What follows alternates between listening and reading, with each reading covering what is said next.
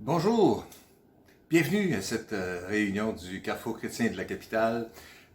C'est une joie pour moi de vous revoir aujourd'hui, c'est une joie pour nous tous du Carrefour de vous voir. Vous savez, c'est déjà depuis la mi-mars qu'on n'a pas eu l'occasion de se réunir ensemble comme on le fait si régulièrement les dimanches matins, et puis louer Dieu ensemble, parler les uns avec les autres, prier les uns pour les autres, s'encourager les uns les autres. Mais même si on peut pas le faire de façon physique, au moins on peut le faire de façon virtuelle. Et puis, Dieu merci pour la technologie qui nous permet de pouvoir le faire. Alors, c'est donc avec beaucoup de joie que je vous souhaite la bienvenue aujourd'hui. Et on espère juste que vous pourrez vivre un bon moment avec nous ce matin et que Dieu puisse être capable de toucher votre cœur, faire du bien à votre âme aujourd'hui, qu'on puisse célébrer Dieu ensemble. Je veux juste faire quelques annonces avant le début de notre réunion ce matin. D'abord, disant que notre réunion de prière que nous avons cédulée pour ce mercredi 4 juin a été reportée, déplacée jusqu'au jeudi suivant. J'ai dit mercredi? En tout cas, bref, je voulais dire jeudi le 4 juin. C'est jeudi le 11 juin que notre réunion aura lieu. Réunion de prière que nous aurons ensemble sur Zoom, comme nous en avons eu déjà deux autres jusqu'à maintenant. Il s'agira d'un spécial mission aussi. Alors, on aura le plaisir, on espère, si tout fonctionne bien, puis qu'on n'a pas de bug, d'avoir la présence avec nous, virtuelle bien sûr, de Michel et Louise Charbonneau d'Haïti, d'avoir la présence aussi de Steven, qui est notre missionnaire aussi en Afrique du Nord, dans un pays à accès restreint. Alors bref, voilà, ce sera l'occasion extraordinaire de pouvoir être avec eux et de prier d'une façon tout à fait spéciale pour l'émission. C'est jeudi donc le 11 juin prochain. Je veux juste dire un mot aussi, un remerciement sincère à toutes les personnes qui continuent à contribuer régulièrement à la bonne santé financière du Carrefour chrétien de la capitale. Merci beaucoup de continuer à verser régulièrement vos dîmes et offrandes. Je vous rappelle brièvement qu'il y a trois façons de le faire. Tout d'abord avec la bonne vieille formule d'un chèque mis dans une enveloppe et posté à l'adresse postale qui apparaît pendant que je suis en train de parler, c'est-à-dire à nos bureaux au 5055 boulevard Wilfrid Hamel Ouest et au code postal qui y est indiqué. C'est toujours possible de le faire aussi par PayPal en utilisant notre plateforme de notre site web et puis l'adresse sans aucun doute apparaît pendant que je le mentionne aussi. Il est de plus aussi possible de le faire par virement bancaire, ce que la très grande majorité d'entre nous faisons à ce moment-ci. Et puis on veut simplement juste vous dire merci beaucoup de votre générosité. Dieu pourvoit à tous nos besoins, jamais de la même façon et toujours d'une façon fort étonnante, mais Dieu pourvoit à chacun de nos besoins. C'est un des noms de Dieu et c'est tellement une réalité qui s'expérimente dans cette situation de la COVID. Alors merci à chacun d'entre vous qui contribuez régulièrement. Je veux mentionner aussi, concernant notre projet de construction du nouveau carrefour au 10-15 rue des Gadelles, que le projet se poursuit, que le projet avance. À ce sujet, nous avons préparé aussi une capsule info construction qui a été préparée spécialement par pasteur Jean-Frédéric en compagnie de Éric Saucier, aussi le responsable du projet de construction. Alors, ils nous font une mise à jour de la situation où est-ce que nous en sommes et ça sera sans aucun doute fort intéressant pour vous tous ou vous toutes qui voulez vous informer comment ça se passe avec notre construction. Vous savez, la vie continue et la vie avec ses hauts et ses bas. Il y a différentes choses qui se passent. On a appris malheureusement le décès cette semaine de notre frère Gervais Tanguay. Il est décédé lundi le 18 mai dernier à l'âge de 86 ans et 10 mois. Alors, on veut offrir nos sincères condoléances à Rachel, son épouse, à Louise, sa fille, à Bernard et Marie-Claude aussi, fils et belle-fille, ainsi qu'à Stéphane, Tommy, le fils de Stéphane, le petit-fils finalement de Gervais. Alors, toutes nos sincères condoléances. Et aussi à tous les amis que Gervais avait au Carrefour chrétien de la capitale. Voilà, il est maintenant dans la présence du Père. Nous avons appris aussi cette semaine le décès malheureusement de Michel Thibault. Il est décédé mardi le 19 mai dernier à l'âge de 59 ans et 8 mois. Michel a fréquenté notre assemblée d'une façon régulière ou sporadique, en tout cas à l'occasion. Mais Michel était là quand même depuis plusieurs années et plusieurs d'entre vous l'avaient sans aucun doute côtoyé. Alors sachez que c'est avec regret que nous avons appris son décès cette semaine. On veut offrir nos sincères condoléances à sa sœur Micheline qui aussi a fréquenté le Carrefour pendant un bon moment et que peut-être quelques-uns d'entre vous connaissez aussi. Je veux juste mentionner que on souhaite que même si c'est depuis la mi-mars qu'on ne se voit pas, qu'on ne se touche pas, on peut toujours bien communiquer ensemble les uns avec les autres, ou bien par texto, ou bien par courriel, ou bien par téléphone, ou bien de se côtoyer à l'épicerie, à la pharmacie ou dans la rue. Prenez le temps, lorsque vous avez l'occasion de le faire, de vous édifier les uns les autres et de juste passer un bon moment ensemble. Prenons le temps de continuer à s'encourager les uns les autres. C'est pas parce qu'on est dans une situation de distanciation sociale qu'on est obligé de vivre une distanciation spirituelle. Bien au contraire, on peut chercher à rester près les uns des autres malgré le fait qu'avec la distance, ça doit être fait. Parlant de souligner des événements particuliers, je veux simplement prendre un moment ce matin juste pour féliciter très sincèrement Grégoriana et Vasilé Negrea qui célèbrent dans le mois de juin, le 15 juin prochain, célébreront leur 60e anniversaire de mariage. Alors, nos sincères félicitations à Grégoriana et Vasilé. Et puis, que Dieu vous garde en santé encore de nombreuses années encore parmi nous. Vous êtes tellement une bénédiction. On a tellement hâte de pouvoir vous revoir. Et pendant que je parle, je revois des images de vous voir et de vous saluer dans le cinéma en arrivant le dimanche matin. Alors, sincères félicitations à Vasilé et Grégoriana pour ce bel accomplissement. Alors ce matin, on va louer l'Éternel ensemble. Je vous invite à vous lever si vous le voulez et puis on va célébrer Dieu ensemble. La sœur Erika nous conduit dans la louange ce matin. Alors que Dieu vous bénisse abondamment, Erika. Nous sommes heureux que tu sois là pour conduire la louange ce matin. Que Dieu puisse juste nous conduire dans sa présence ce matin. Amen. Célébrons Dieu ensemble. Bon matin, Carrefour chrétien de la capitale. Très heureuse d'être de mon salon au vôtre en ce dimanche matin. Et ce matin, on va commencer la louange avec un de mes chants préférés qui déclare que lorsqu'on s'écrit « Loué soit l'Éternel », nous sommes délivrés de tous nos ennemis. Et certaines batailles ne se gagnent qu'avec une attitude de louange. Puis en ce temps de confinement, je pense que nos ennemis peuvent être nombreux plus que d'habitude à cause de la solitude, à cause de l'anxiété, peut-être tous les mensonges que l'ennemi peut nous mettre dans notre tête. Et je vous invite dès maintenant à nommer à voix haute vos principaux ennemis à Dieu et vraiment lui remettre et qu'on puisse aller chercher la victoire dans la puissance de la louange.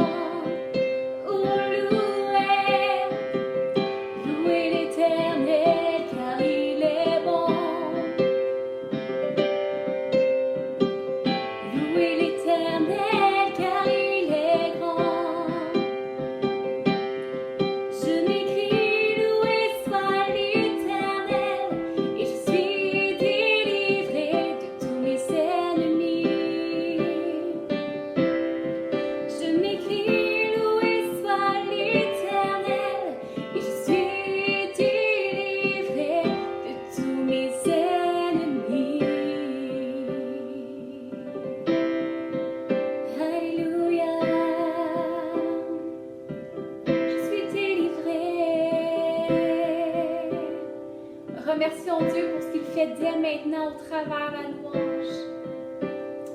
Merci Seigneur parce que tu nous délivres lorsqu'on choisit de te louer.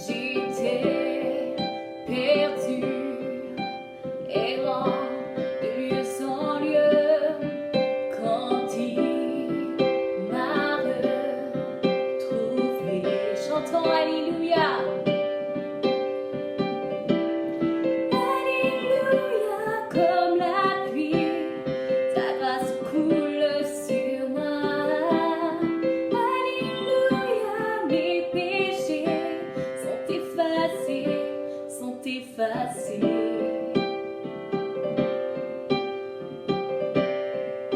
Ma vie fut complètement changée, ma vie fut complètement changée au moment où j'ai cru.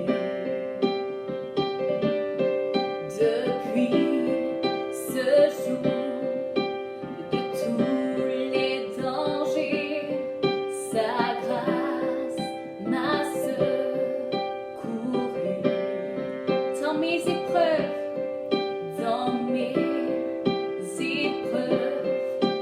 et mes labeurs suffisante est sa grâce.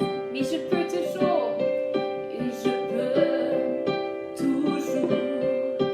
compter sur sa faveur à chaque heure qui passe. Alléluia, Alléluia, comme la pluie, ta grâce coule sur moi. Alléluia, mes péchés sont effacés. Alléluia, Alléluia, comme la pluie, ta grâce coule sur moi. Alléluia, mes péchés sont effacés, sont effacés. La pluie de ta grâce coule sur moi quand nous aurons pendant 1000 ans célébré ses louanges.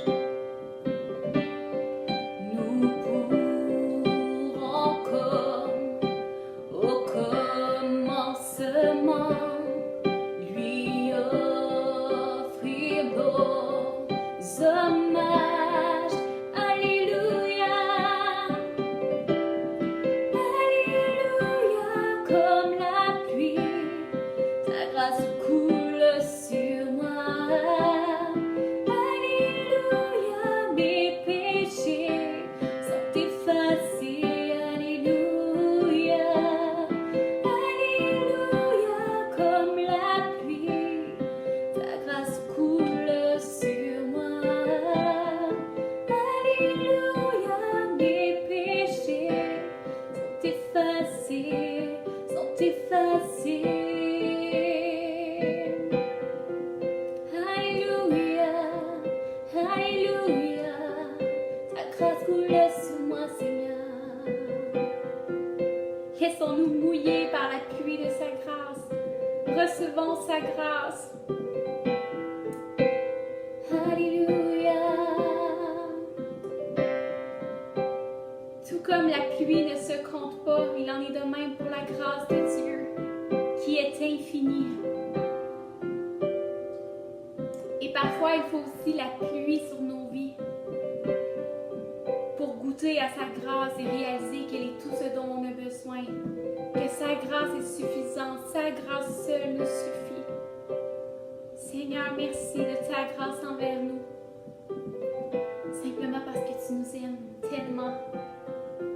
Et en échange, on veut te donner tout notre amour, Seigneur.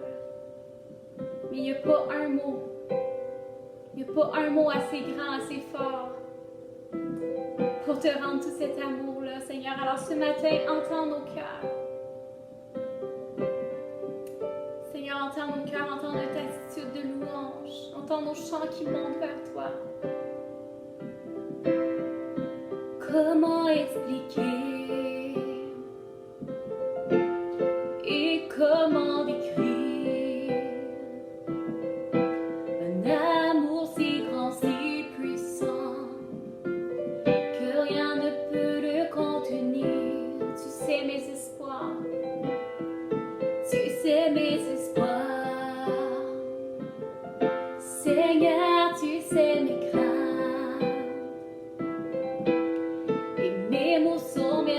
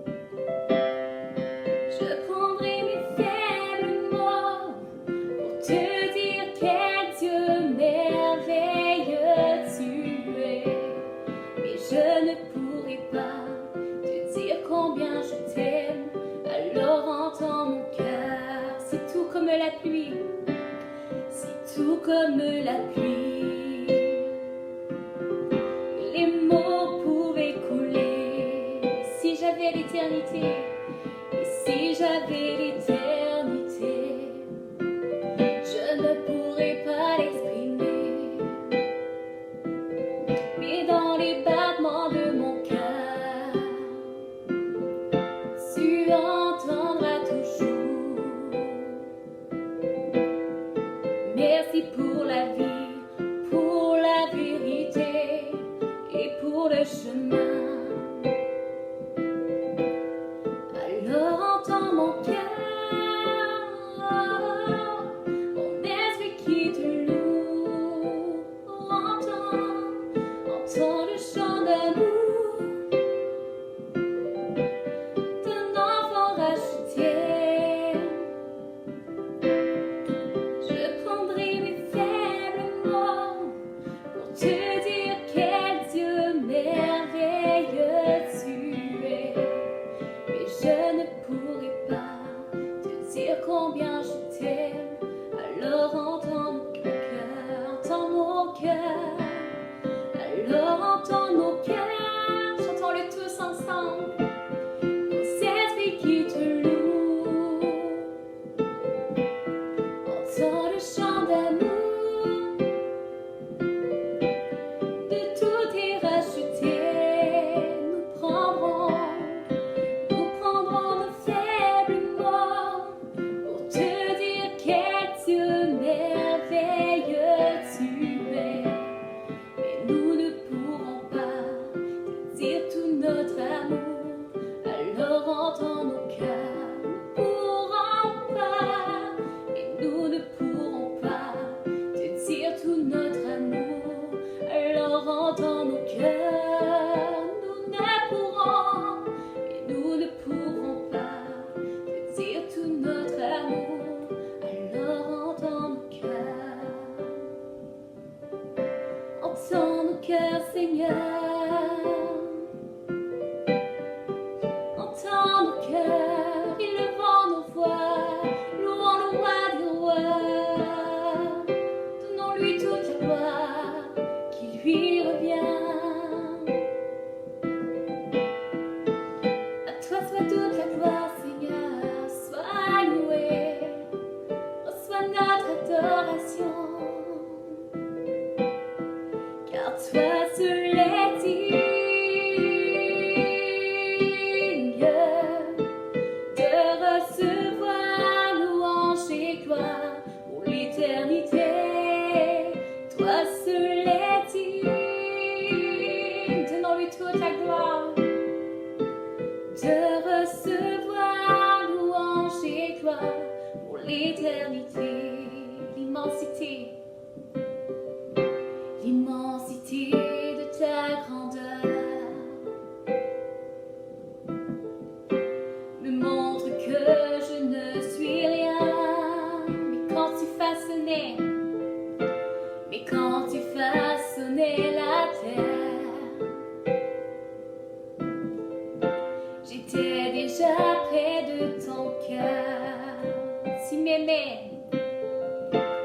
m'aimais avant que je sois. Et pour moi tu as tout donné. Toi seul pouvais me libérer. C'est pourquoi je veux t'adorer.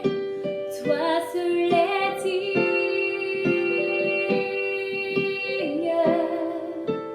de recevoir louange et gloire pour l'éternité. Toi seul est digne de recevoir louange et gloire pour l'éternité. Chantons dans ta présence. Dans ta présence, je me tiens. Car tu as ce dont j'ai besoin, la joie, la vie. La joie, la vie et le bonheur sont dans tes paris, mon sauveur. Toi seul est digne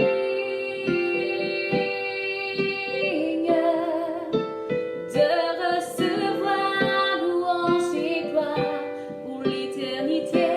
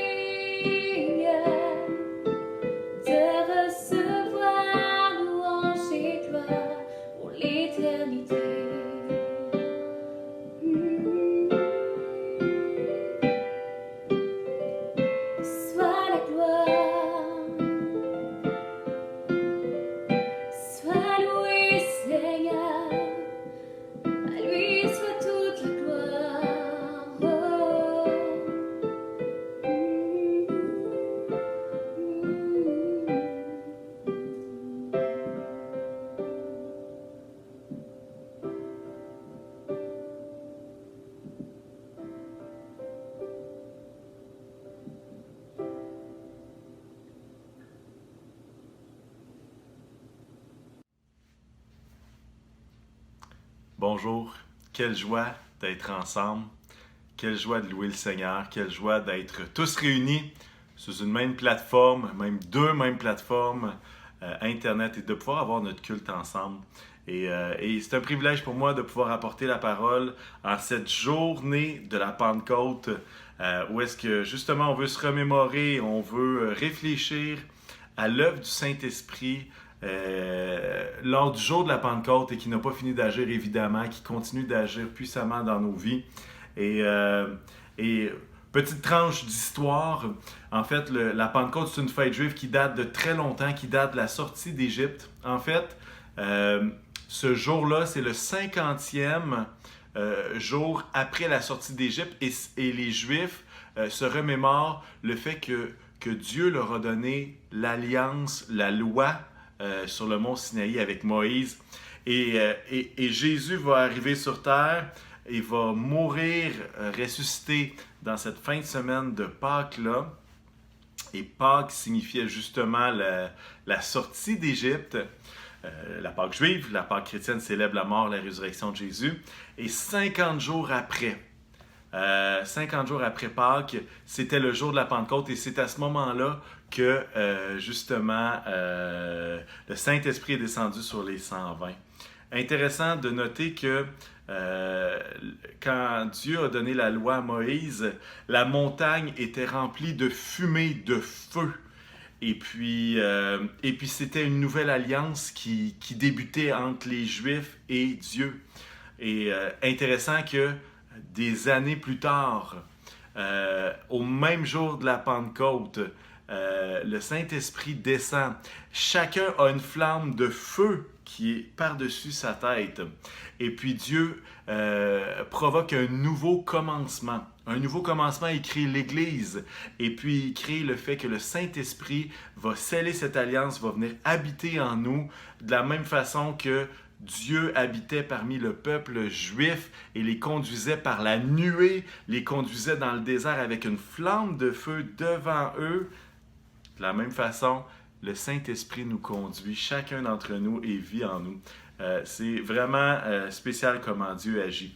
J'aimerais à ce moment-ci, et je sais qu'on est au début du message, mais j'aimerais vous présenter une vidéo que j'ai déjà présentée au Carrefour, mais que je trouve vraiment géniale. Et j'aimerais vous la présenter. Et c'est une méditation sur l'événement de la Pentecôte. Alors, si vous ne comprenez pas bien l'anglais, l'espagnol ou je devine que c'est le mandarin, vous verrez, j'ai pas assez de connaissances pour savoir si ce serait du coréen ou du mandarin. Je ne sais pas faire la différence encore entre les deux. Mais j'ai mis également les sous-titres en français afin que tout le monde puisse bien comprendre.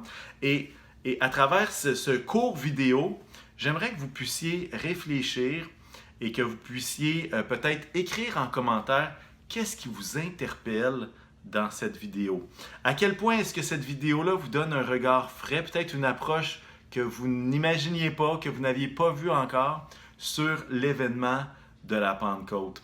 Alors, qu'est-ce que vous ressentez sur la Pentecôte à travers cette vidéo-là?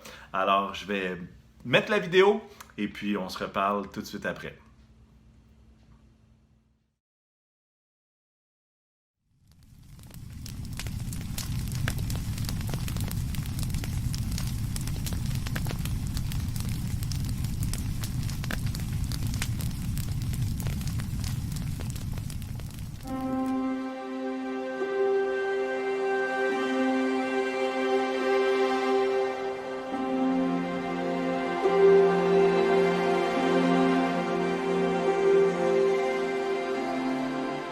When the day of Pentecost had come, they were all together in one place. And suddenly there came from heaven a sound like the rush of a violent wind. Tongues of fire rested on them.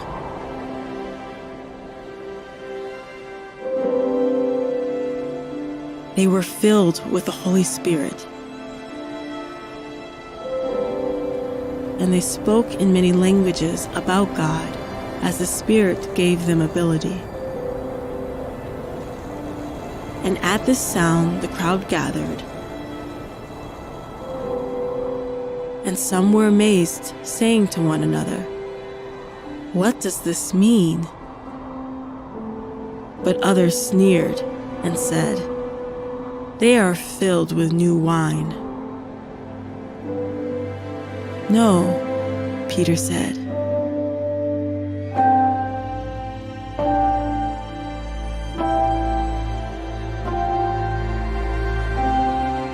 This is what was spoken by the prophet Joel.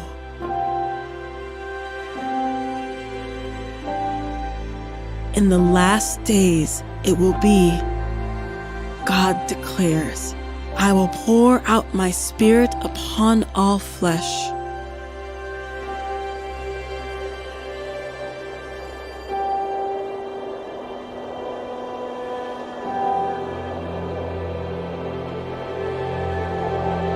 And your sons and your daughters shall prophesy.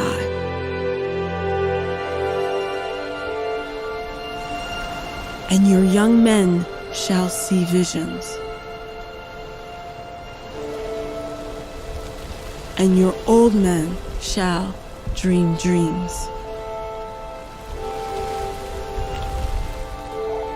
And I will show signs in the heaven above, and signs on the earth below: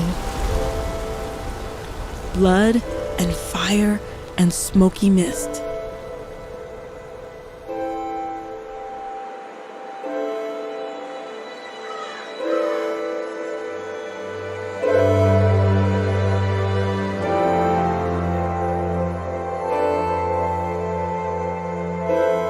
And that day, 3,000 persons were added to the church.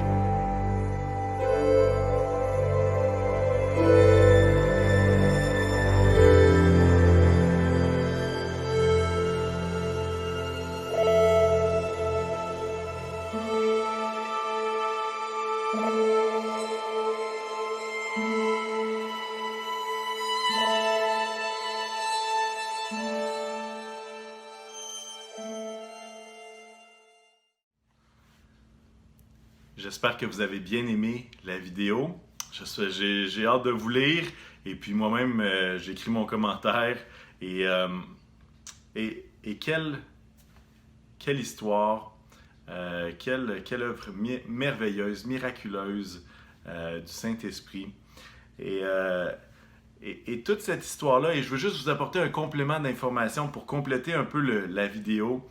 Comme on l'a entendu, qu'on l'a vu, les 120 sont dans la chambre haute. Jésus leur a dit: attendez à Jérusalem jusqu'à ce que vous receviez la puissance, jusqu'à ce que vous receviez le Saint-Esprit qui va venir sur vous. Et puis là, il prie, et voici que justement, ils se mettent à parler en langue comme un bruit, comme un vent violent. Et puis, ça fait accourir la foule. Et à travers la vidéo, vous avez vu certaines choses que Pierre va dire. Et j'aimerais qu'on puisse lire dans Acte 2 la fin du passage, la fin du discours de Pierre qu'il va donner. Et on trouve ça dans Acte 2, verset 32. Et je vais lire également 33 et ensuite 36 à 41. Et Pierre va dire ce: Jésus, Dieu l'a ressuscité, nous en sommes tous témoins. Élevé par la droite de Dieu, il a reçu du Père l'Esprit Saint qui avait été promis, et il l'a répandu comme vous le voyez et l'entendez. Verset 36. Que toute la maison d'Israël sache donc avec certitude que Dieu a fait Seigneur et Christ Jésus que vous avez crucifié. Après avoir entendu cela, ils eurent le cœur vivement touché. Ils dirent à Pierre et aux autres apôtres: Frères, que ferons-nous? Pierre leur dit: Repentez-vous et que chacun de vous soit baptisé au nom de Jésus-Christ pour le pardon de vos péchés, et vous recevrez le don du Saint-Esprit, car la promesse est pour vous, pour vos enfants et pour tous ceux qui sont au loin, en aussi grand nombre que le Seigneur notre Dieu les appellera. Verset 40, et par beaucoup d'autres paroles, il rendait témoignage et les exhortait en disant: Sauvez-vous de cette génération perverse. Verset 41, ceux qui acceptèrent sa parole furent baptisés, et en ce jour-là furent ajoutés environ 3000 âmes. Intéressant d'entendre toute cette histoire-là, et intéressant de voir la promesse que Dieu va donner le Saint-Esprit. Et Pierre va faire un lien direct avec ce que vous voyez. voici la promesse est pour vous, pour vos enfants, pour ceux qui sont au loin, jusque aussi nombreux que le Seigneur les appellera. Et ça, c'est une promesse qu'on chérit de façon précieuse en nous. Pour ceux qui nous écoutent et qui viennent de la ville de Québec ou des environs, peut-être vous avez été au courant qu'il y a eu, il y a de ça un peu plus d'une semaine, un feu de broussailles à Val-Bélair, dans le secteur de Val-Bélair. Et pour vous dire vrai, j'habitais à moins de 2 km de l'endroit où a eu lieu ce feu de broussailles. Et ce feu-là a fait des ravages dans un boisé, un grand champ. Et ça s'approchait très, très près des maisons. Et bref, un peu comme à la Pentecôte, il y avait du monde qui essayait d'aller voir qu'est-ce qui se passait. Il y avait quelque chose qui se passait et tout le monde essayait d'aller voir qu'est-ce qui était en train de brûler parce qu'on ne savait pas. Tout ce qu'on voyait, c'était un immense nuage de feu. Un nuage plutôt de fumée, finalement. Et c'était vraiment quelque chose d'assez impressionnant. On ne voit pas ça tous les jours. Et puis, je remercie les quelques 80 pompiers qui se sont déplacés pour justement s'occuper de tout ça. Et à travers ce feu-là, je réfléchissais au point que le feu nous amène inévitablement dans un nouveau commencement. Et lorsque j'ai pu aller voir le site après quelques jours où est-ce que c'était terminé, déjà à travers les parties qui étaient incendiées, qui étaient en cendres, je voyais déjà des pousses vertes. J'ai même vu un bourgeon et je trouvais que l'image était forte et ça me faisait réfléchir. Je me disais, le feu a amené une dévastation, mais déjà, il y a une reconstruction qui est en train de germer, qui est en train de pousser. Et puis, et à quelque part, le feu nous oblige à reconstruire, s'ajuster. Et le feu du Saint-Esprit a changé tous les paradigmes des disciples alors qu'ils sont entrés dans un nouveau commencement, une nouvelle ère. Il y avait quelque chose de nouveau qui se passait. Et je ne sais pas si vous êtes des grands fans de marquer les dates dans vos calendriers, mais mercredi prochain, le 3 juin, ça marquera déjà le 3e anniversaire du feu qui a ravagé et détruit le bâtiment sur le boulevard Le Bourgneuf. Pour ceux qui ne le savent pas, le feu a débuté samedi le 3 juin et a continué au courant de la nuit et finalement ça s'est échelonné jusqu'au dimanche 4 juin qui s'adonnait à être le 50e jour après Pâques de l'année 2017. C'est donc dire que le feu, l'incendie du Carrefour est arrivé le jour de la Pentecôte en 2017. Et comme vous vous en doutez, comme vous le savez très bien, ça a été tout un ajustement, beaucoup de flexibilité, beaucoup de travail, beaucoup d'émotions, beaucoup d'étapes qui ont été franchies l'une après l'autre. Et puis on est déjà à notre 3e lieu de culte. On a été à Eva, à l'Église Vie Abondante, au cinéma. Et maintenant, on se retrouve sur la plateforme Facebook et YouTube. Et ça fait beaucoup de choses. Et Dieu nous obligeait, Dieu par sa souveraineté nous obligeait à un nouveau départ, un nouveau commencement. Je ne sais pas pour vous, mais j'ai de la misère à croire que ça fait juste 3 ans que tout ça est arrivé. Dans ma tête, ça fait 5, 6 ans. Il me semble que ça fait tellement longtemps. Il me semble que c'était pas hier, il me semble que c'était tellement avant.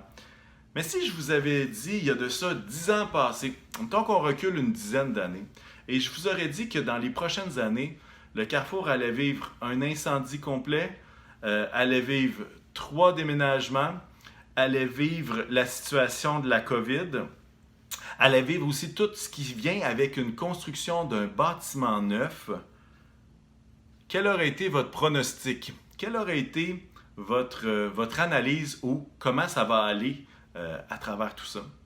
Et je ne sais pas si vous êtes plutôt réaliste, pessimiste ou optimiste, mais dans tous les cas de figure, je crois qu'on pourrait dire que ça aurait risqué d'aller pas trop bien, là, vous comprenez? mais on a expérimenté la fidélité de Dieu. On a expérimenté la puissance de Dieu à travers toutes les différentes étapes et franchement, on compte sur lui encore pour les prochaines années, pour les prochaines étapes, pour ce qui s'en vient dans le futur, par sa grâce et par le Saint-Esprit. Et on peut être très, très fiers. On peut être très fiers comme assemblée de continuer d'être en marche malgré tout et à travers ce qu'on est en train de vivre même présentement. Je veux vous encourager si vous êtes avec votre téléphone, peut-être avec votre tablette, avec votre ordinateur. Si vous aussi, vous avez remarqué, vous avez vu que le Seigneur a été fidèle pour nous à travers les 3 dernières années, je vous invite simplement à écrire en commentaire « Il est fidèle ». Dieu est fidèle. Et en tout cas, ce sera un témoignage pour les autres que vous avez vu de vos propres yeux à quel point il était fidèle et à quel point sa puissance était agissante à travers son Église. Autant un feu de broussailles, le feu d'un édifice comme celui du Carrefour et même le feu de la Pentecôte nous oblige à faire un deuil pour entrer dans ce qui est devant. Et c'était effectivement notre situation très, le jour de la Pentecôte en 2017 et les mois suivants. Mais même les disciples se sont retrouvés dans une situation où ils n'étaient pas familiers du tout, dans le sens où est-ce que leur façon de fonctionner venait de changer complètement. Tout était différent à travers l'événement de la Pentecôte. Et on va voir dans quelques instants quels ont été les effets sur les disciples de cette Pentecôte, de ce moment où est-ce que l'Esprit est descendu sur eux. Parce qu'après la résurrection, il faut comprendre que les disciples n'étaient pas dans un état très victorieux. Ils ne sortaient pas trop, ils ne parlaient pas trop, un peu parce qu'ils étaient dans la peur. Ils voyaient ce qui se passait avec les Romains, puis ils étaient pas... c'était compliqué, là. C'était pas si évident que ça. 50 jours après tout l'événement de la mort et de la résurrection, ils ont vécu la Pentecôte. Ils avaient entendu beaucoup de choses de Jésus. Ils avaient entendu toutes sortes de discours, mais le jour de la Pentecôte les a propulsés vers un nouveau commencement. Et lorsqu'on regarde le avant et le après des disciples, on se rend compte qu'on dirait que ce n'est pas les mêmes hommes. On dirait qu'il y a quelque chose qui a changé. Il y a quelque chose qui a débloqué. Et en fait, je crois que le feu du Saint-Esprit a tout changé. Pourquoi? Parce qu'ils avaient expérimenté Dieu et sa puissance. Ils avaient expérimenté la personne du Saint-Esprit. Et ils allaient devoir justement fonctionner à travers ce que Dieu plaçait comme nouveau commencement. J'aimerais vous parler, comme je vous disais, des effets du revêtement de puissance sur les disciples. À quel point est-ce que ça l'a changé? Qu'est-ce qui a changé? Alors, la première chose qu'on peut remarquer en lisant le livre des Actes, c'est qu'ils sont passés de la peur à l'assurance. Pourquoi je dis ça? C'est que, d'une certaine façon, on voit les disciples qui ne sont jamais très, très safe, dans le sens qu'ils n'ont jamais une grande audace, une grande assurance avant le jour de la Pentecôte. Et même quand ils sont avec Jésus, souvent ils sont beaucoup plus craintifs que conquérants et victorieux. Et on voit dans Acte 4, quelques 2 chapitres à peine après le récit de la Pentecôte, au verset 13, ça va dire « Lorsqu'ils virent », et là c'est les gens du Sanhédrin, les pharisiens, cette gang-là qui avait accusé Pierre et Jean, lorsqu'ils virent l'assurance de Pierre et de Jean, ils furent étonnés, car ils savaient que c'étaient des hommes du peuple sans instruction, et ils les reconnaissaient pour avoir été avec Jésus. Même les pharisiens, même les dirigeants qui avaient vu ce que Jésus avait fait, qui avaient connu les disciples, ils voyaient qu'ils étaient avec eux, ils sont émerveillés, ils disent « C'est qui ces gars-là? C'est qui ces gars-là? On sait qu'ils n'ont pas d'instruction, mais ils ont une telle assurance que ça... qu'est-ce qui se passe ici? » Et moi, je crois que d'être rempli du Saint-Esprit nous amène à avoir une audace, une assurance et justement que plutôt être dans la peur, d'être davantage dans l'assurance. Les disciples, deuxième effet que j'ai remarqué alors que je lisais les textes des Actes, c'est qu'ils sont passés de l'incompréhension à la compréhension. En fait, lorsqu'on lit les évangiles, on se rend compte que les disciples ne comprennent pas grand-chose. Les paraboles, ils ne les comprennent pas. L'œuvre de Jésus à la croix, et même alors qu'il leur annonce, ils ne comprennent pas. Il y a tellement de choses qu'ils ne comprennent pas, ils ne sont pas capables de saisir. Mais lorsque le Saint-Esprit est déversé sur eux, et à travers la période où est-ce que Jésus ressuscite et qu'il leur parle et il leur enseigne des choses, à travers ces quelques 50 jours, il y a tout un travail qui passe de l'incompréhension à la compréhension. Et même, ce qu'on voit, c'est qu'à partir d'Acte 2, à partir de la Pentecôte, ils vont se mettre à être des enseignants et les 3000 vont se fier aux enseignements des apôtres. Et dans Acte 2, 42, ça veut dire que tous les disciples qui formaient cette nouvelle Église, de ce nouveau commencement-là, ils persévéraient dans l'enseignement des apôtres, dans la communion fraternelle, dans la fraction du pain et dans les prières.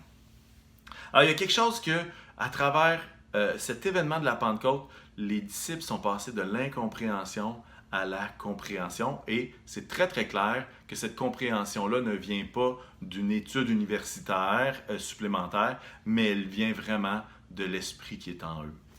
Troisième chose que je note de l'attitude ou qu'est-ce qui a changé à travers les disciples, c'est qu'ils sont passés d'une clique à une ouverture par rapport aux autres. Quand je parle de clique, c'est un cercle fermé, qui était recroquevillé vers eux-mêmes. Puis il faut comprendre que dans les centaines d'années avant, les Juifs étaient ensemble et il y avait toute cette habitude-là que c'est juste les Juifs qui peuvent parler à Dieu, c'est juste les Juifs et c'était même culturel. Et là, tout d'un coup, il y a 3000 personnes qui s'ajoutent à l'Église. Et ce qu'on comprend lorsqu'on lit Acte 2, c'est que quand la foule accourt, chacun entend parler des merveilles de Dieu dans sa langue natale. Ça veut dire qu'il y a beaucoup de monde dans les 3000 qui sont peut-être des Juifs, mais qui sont dans tellement d'endroits différents, avec des langues différentes. Alors, ce qu'on peut comprendre, c'est qu'il y a une diversité complète de personnes qui deviennent l'Église, finalement. Et quand on regarde dans les évangiles, on se rend compte que les disciples, ils disaient aux enfants de ne pas s'approcher. Ils disaient aux aveugles d'arrêter de crier pour importuner Jésus. Ils disaient à la femme qui voulait verser un parfum de grand prix, « Hey, fais pas ça, on devrait le donner aux pauvres. » Il donnait même l'idée de s'il y avait quelqu'un qui chassait des démons dans le nom de Jésus, il voulait les empêcher parce que c'était juste eux qui pouvaient le faire. Et non seulement ça, il y a certains disciples qui disaient « Est-ce qu'on pourrait faire descendre le feu du ciel sur ces villes-là? » Vous comprenez, là? Parce qu'ils n'ont pas compris. Et ce qu'on voit, c'est qu'ils sont passés d'un cercle qui était fermé, qui était pas ouvert, et là, ils se sont ouverts aux autres. Et dans Acte 6, on voit même un autre épisode où est-ce que ça parle des veuves.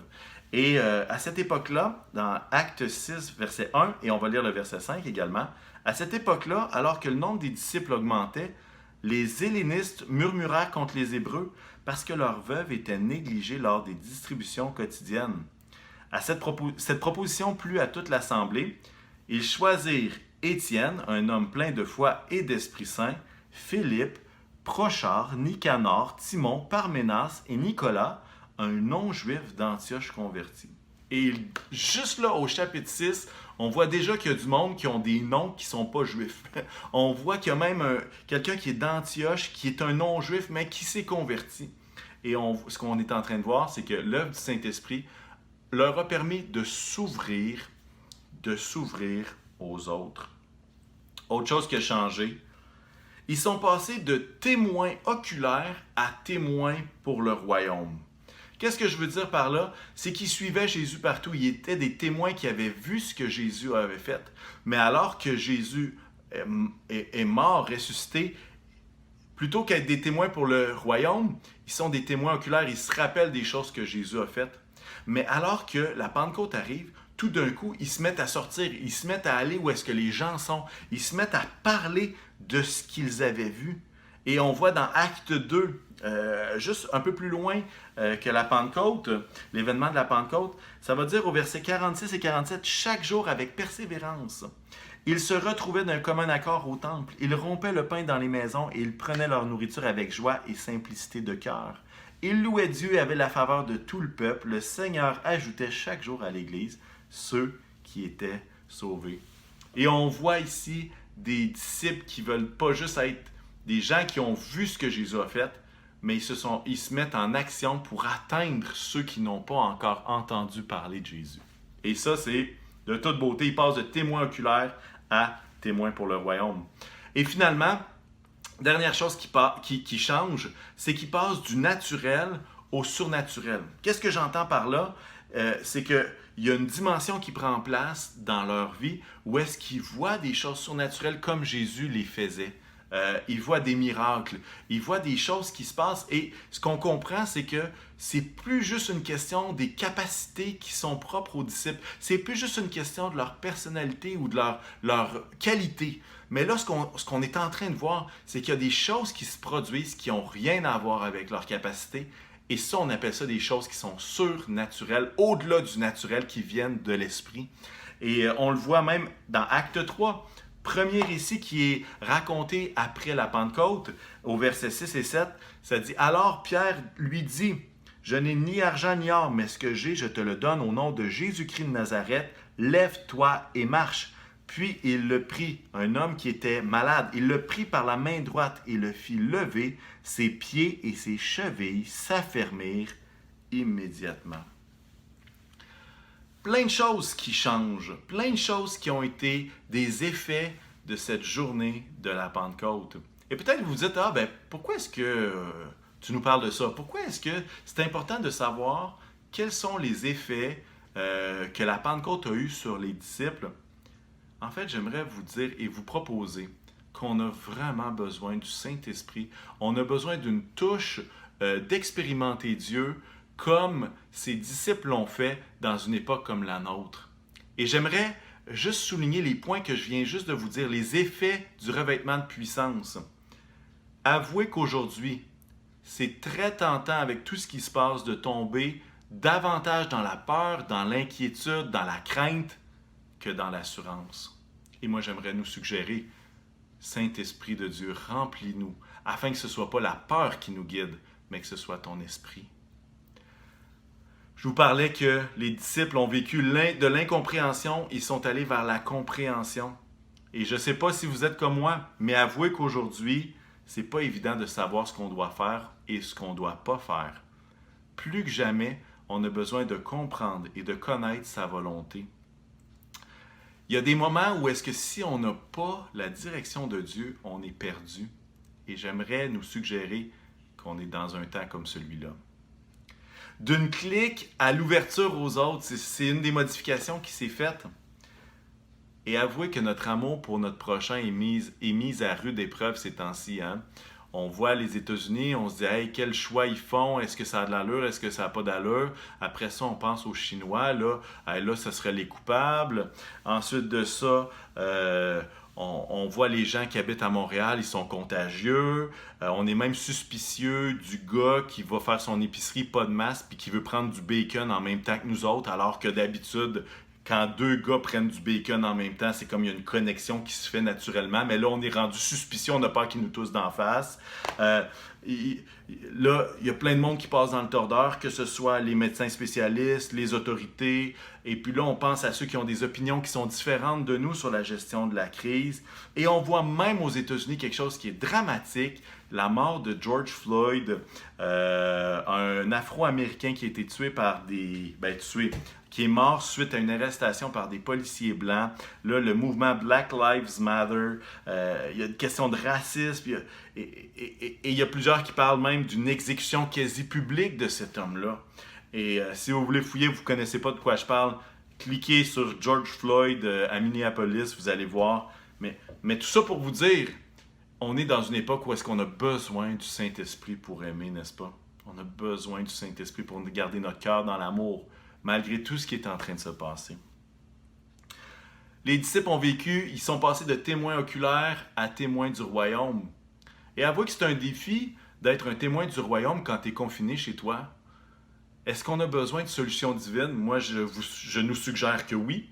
Et à quel point on a besoin du Saint-Esprit qui nous guide, qui nous guide vers ce qu'on a besoin comme solution et comme opportunité d'influencer et d'être des témoins pour le royaume.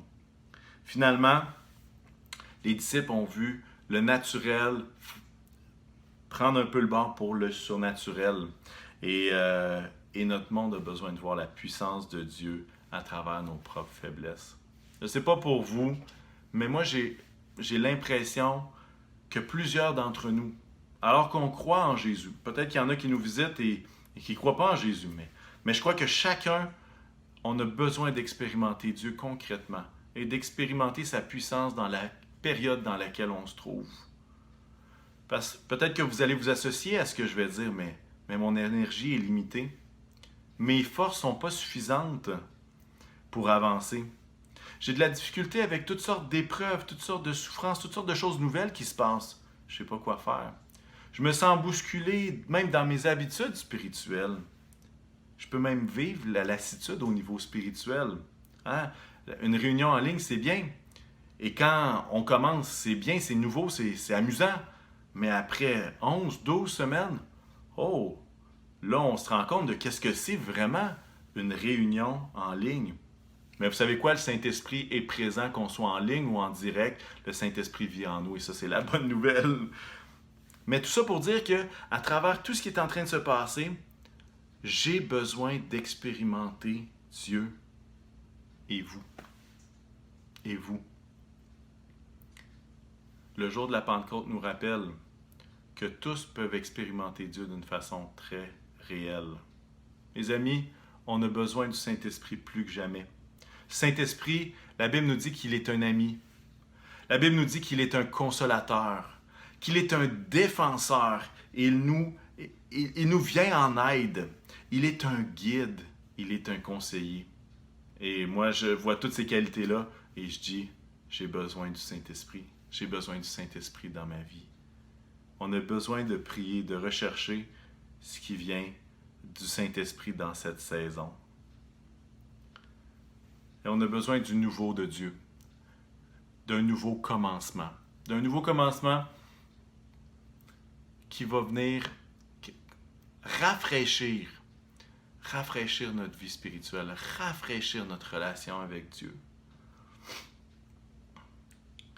J'ai l'impression que de la même façon que le feu est comme un symbole de puissance, mais le feu, qu'est-ce qu'il fait? C'est qu'il nous oblige à reconstruire, il nous oblige à rebâtir. Et souvent, on a besoin de faire des deuils de ce qui était avant et continuer de reconstruire avec Dieu, avec l'aide du Saint-Esprit. Attention, j'aimerais qu'on puisse prier dans quelques instants afin qu'on puisse être rempli de l'Esprit, tout simplement.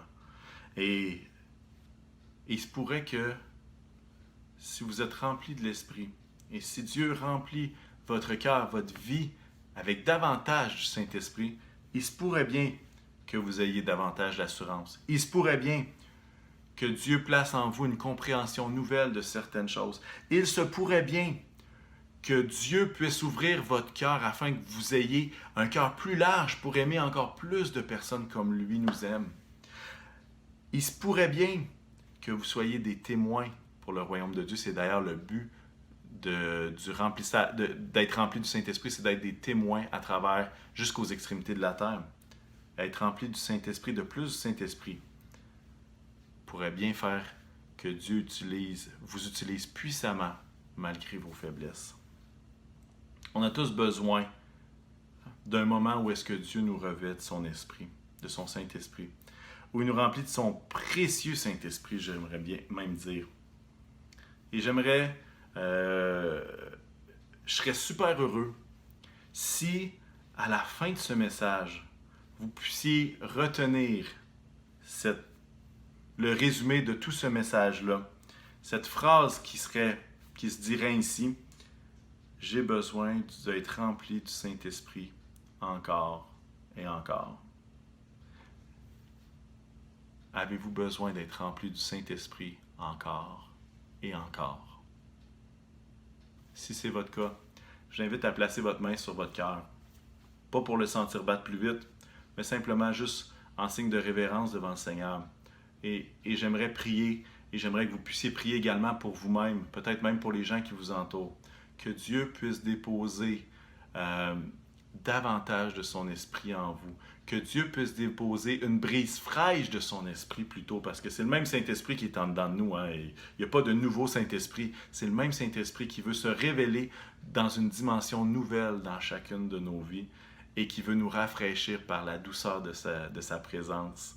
Alors, si vous avez besoin, si vous comprenez que vous avez besoin du Saint-Esprit, placez votre main sur votre cœur et puis je veux prier et je veux juste demander au Saint-Esprit de vous bénir à ce moment-ci. Saint-Esprit de Dieu, merci pour ta présence. Merci pour ce moment qu'on peut passer ensemble. Et merci Seigneur parce que tu places dans nos cœurs, dans le cœur de certains, la conviction qu'on a besoin de plus de toi, Saint-Esprit. Et de la même façon que les 120 se sont mis à prier en attendant la promesse que tu leur avais faite. Jésus, je veux te prier que chacun qui a soif d'une nouvelle dimension, d'une nouvelle brise fraîche du Saint-Esprit puisse se mettre en prière et puisse attendre patiemment ton souffle divin. En cette Pentecôte 2020, Seigneur, nous voulons être de ceux qui sont transformés de gloire en gloire par toi, Saint-Esprit. Alors, je demande une riche portion de ta bénédiction sur mes frères et mes sœurs. Que celui qui a soif puisse recevoir. Que celui qui demande reçoive. Jésus, merci Seigneur parce que tu es avec nous. La présence de ton Saint-Esprit, c'est pas une question d'un gros stage avec une tonne de musiciens, mais c'est une question de ton souffle doux et léger qui vient transformer nos vies, qui vient transformer nos cœurs, qui vient déposer quelque chose qui nous met en dehors de ce que nous avons connu.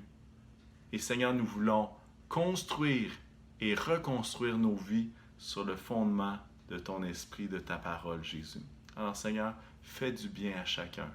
Et merci Seigneur pour ce temps que nous passons ensemble. C'est dans le beau nom de Jésus que je le demande. Amen. Amen. Amen. Alors qu'on va conclure dans quelques instants.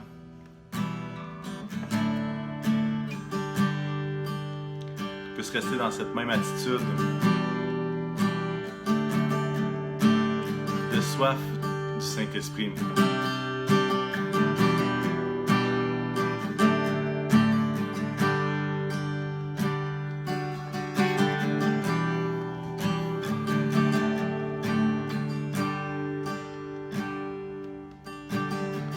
Ce que nous voulons, c'est toi. Ce que nous voulons, c'est toi. Ce que nous voulons, c'est toi. Ce que nous voulons, c'est toi. Descends sur nous. Descends sur nous comme une pluie, une brise légère.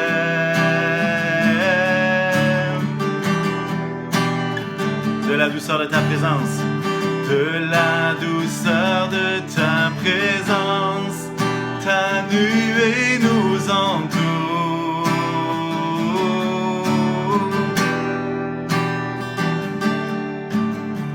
Ce que nous voulons, c'est toi, Saint-Esprit de Dieu.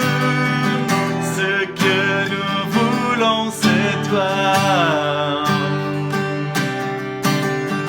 Ce que nous voulons, c'est toi. Ce que nous voulons, ce que nous voulons, c'est toi. Descends parmi nous, descends sur nous comme une pluie, une brise légère.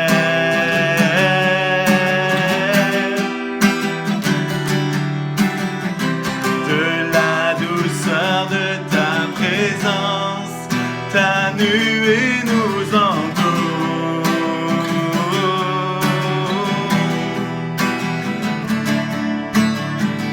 Descends sur nous comme brise légère, de la douceur de ta présence. Ta nuée nous entoure, descend sur nous comme une brise légère, de la douceur de ta présence. Ta nuée nous entoure.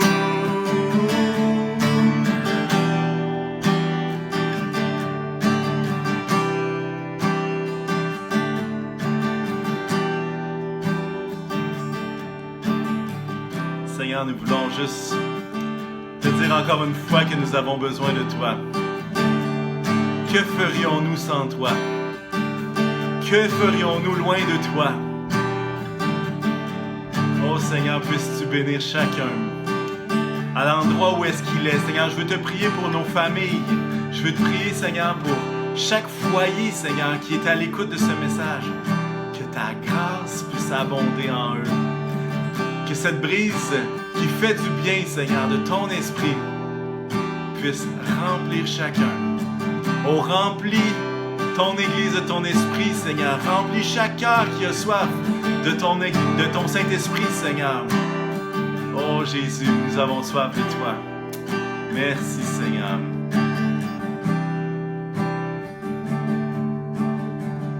Une dernière fois ensemble.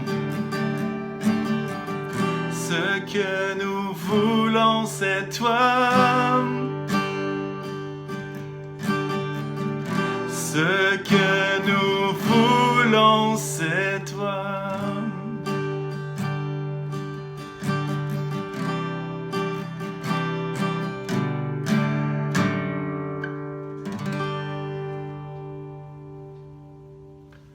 Soyez bénis tout le monde.